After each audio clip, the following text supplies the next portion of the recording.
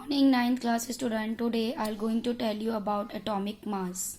Okay तो ये बहुत ही ज़्यादा एक अच्छा कंसेप्ट है जिसके अंदर डेल्टन ने अपनी थ्योरी को ये कह के बताया था कि एटम का कुछ मास होता है। ठीक है, तो उन्होंने ये जब थ्योरी प्रपोज की थी तो उन्होंने ये भी बात अपनी रखी थी कि यस एटम हैव सम मास। तो उनके अकॉर्डिंग जितने भी एलिमेंट होते हैं उनका कुछ कैरेक्टरिस्टिक्स एटॉमिक मास होता है। ठीक है, तो इस क्योंकि इनकी थ्योरी ने लॉ ऑफ कांस्टेंट प्रोपोर्शन के बारे में बहुत अच्छे से एक्सप्लेन किया था। That I have already told you in my previous video. तो अगर किसी को law of constant proportion theory नहीं समझ में आ रही हो तो वो मेरी वीडियो को जाके देखना बेटा, वहां पे आपको पता चलेगा लॉ ऑफ कांस्टेंट प्रोपोर्शन में उन्होंने क्या बताया था। ठीक है, तो वहां पे मैं आपको एक समरी देना चाहूंगी। तो वहां डेल्टन ने अब ये बताया था कि जितने भी एलिमेंट होते हैं उनका जो मास होता है वो एक डेफिनेट प्रोपोर्शन में होता है। ओके, तो क्योंकि इन्होंने इस चीज को बहुत अच्छे से एक्सप्लेन किया था तो इसकी वजह से, इस चीज की वजह से, थ्योरी की वजह से अब जब हम किसी इंडिविजुअल एटम का जब मास निकालते हैं तो वो इतना डिफिकल्ट टास्क नहीं होता।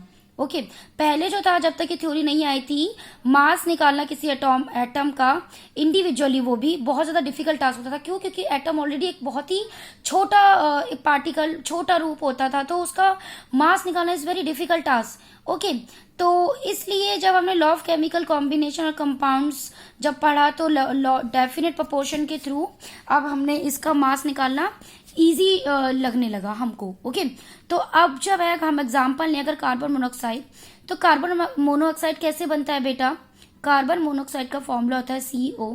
It is formed by that whenever 3 gram of carbon combines with 4 gram of oxygen it will form a carbon monoxide।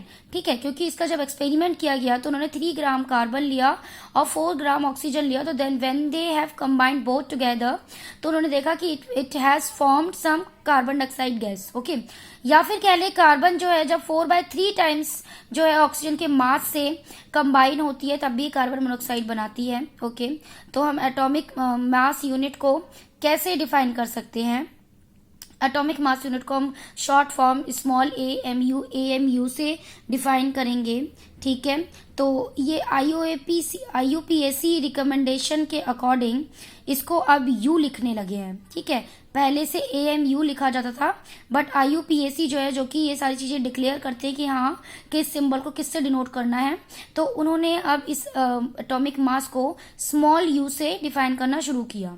Okay, तो which is equal to the mass of 1 carbon atom. Okay, तो यहाँ पे इन्होंने बताया कि अगर हम कुछ सर्च करें मास ऑफ एटम किसी का, तो हमें क्या करना पड़ेगा? हमें उसे रिएक्शन कराना पड़ेगा। जिस एलिमेंट के साथ हम रिएक्शन करा रहे हैं तो उस एलिमेंट के साथ उसका कुछ प्रोडक्ट बन रहा है या नहीं। ठीक है, तो वो चीज हमें ध्यान देनी है, क्योंकि ऑक्सीजन जो होती है बेटा वो मोस्टली सभी एलिमेंट्स के साथ रिएक्ट करती है और वो फिर कंपाउंड्स बनाती है अलग अलग। ओके, जैसे CO के साथ बनी तो कार्बन मोनोऑक्साइड बना दिया, NO के साथ बनाया तो नाइट्रोजन ऑक्साइड बना दिया। तो इस तरीके से ऑक्सीजन जिसके साथ भी रिएक्ट करेगी तो वो डिफरेंट डिफरेंट कंपाउंड्स फॉर्म करेगी। ठीक है, तो बेटा अब मैं एक एग्जांपल देना चाहूंगी। सपोज अगर फ्रूट सेलर जो है वो फ्रूट्स को सेल कर रहा है बिना किसी स्टैंडर्ड वेट के, अगर उसके पास स्टैंडर्ड वेट नहीं है, ठीक है, तो वो क्या करेगा? वो एक वाटरमेलन लेगा, ठीक है, और कहेगा कि ये जो वाटरमेलन है इसका जो मास है वो 12 यूनिट्स के बराबर है। 12 यूनिट्स यानी उसके 12 पीसेस के बराबर है। ओके, तो वो क्या करेगा? उस तरबूज के, उस वाटरमेलन के 12 इक्वल पीसेस बनाएगा। ठीक है, फिर वो देखेगा कि जो मास ऑफ ईच फ्रूट है जो वो बेच रहा है वो इजिली क्या करेगा? उसके एक एक पीस के थ्रू देगा। अगर एक फ्रूट दे रहा है तो तरबूज का या वाटरमेलन का एक जो पीस है वो निकाल के रखेगा और उसके थ्रू वो अपना वेट करेगा। ओके, तो आप मार्केट जाते होगे तो आपने चीज नोटिस की होगी कि अगर उसके पास प्रॉपर वेट नहीं होते हैं तो क्या करता है कि उसके पास स्टोन्स वगैरह होते हैं तो बोलता है कि अरे ये हमारा आधा किलो का या फिर हमारा ये 1 किलो का स्टोन है, ये मेरे पास ऑलरेडी मेजर है, तो वो उसको रख लेता है। ठीक है, तो ये तरीके होते हैं जिसके थ्रू वो अपना वेट ले पाते हैं। तो बेटा इसी तरीके से जो रिलेटिव एटॉमिक मास होता है किसी भी एटम का, ठीक है, तो the relative atomic mass of the atom किसी भी एलिमेंट का, तो वो क्या होता है? वो होता है एवरेज मास ऑफ एटम। तो जो एवरेज मास ऑफ एटम होता है वही उसका relative atomic mass of atom of an element होता है। ओके, बेटा अब बात आ रही है हाउ डू एटम्स एग्जिस्ट।